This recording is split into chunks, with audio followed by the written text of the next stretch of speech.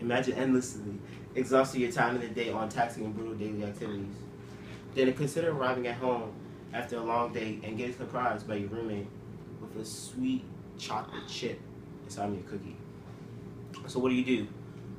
Sure, if I was in your position, I would eat those cookies in a minute.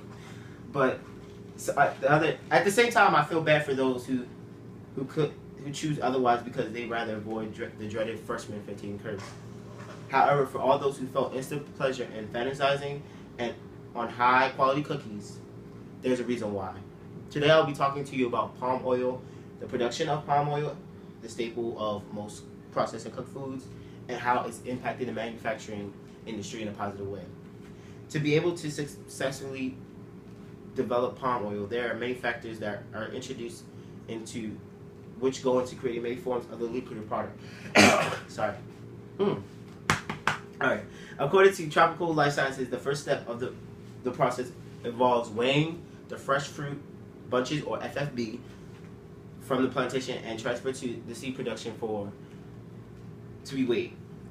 The mesocarp, the middle layer of the fruit, is extracted by a motor-driven machine called decarboner. Seeds extracted are immediately soaked to ensure optimum moisture content and to avoid fungal infections. The seeds are then air dried and those faults are discarded.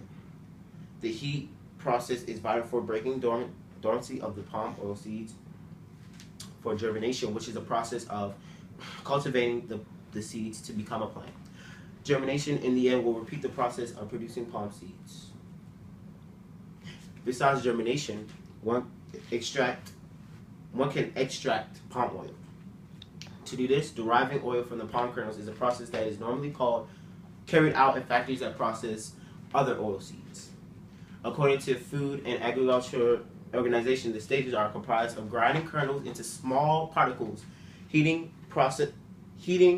and extracting the oils using an oil seed expeller. Once extracted, the oil is purified by a filter press, also called clarification. According to Palm Oil by Lee, hot water is added to the pressed mixture to thin out the oil. The water diffuses the heavy solids at the bottom and the lighter drops are at the top. The mixture is passed through a screen again and boiled for another 2 hours and settled until clear oil is visible. The oil process fully complete. It's time to create a meaningful product out of them. According to Sustainable Palm Oil, manufacturers use palm oil for both food and non-food products that are commonly used every day. Palm oil can result in cosmetics, personal care, processed foods, and insomnia cookies. Refineries are important in the oil processes because it derives the oil so that it can form into crude oil like canola or vegetable oil. All of the refineries and manufacturers cultivate palm oil on a vast scale. According to Bioresources, the source of mass oil production in West and Central Africa, Malaysia, Indonesia, and Thailand.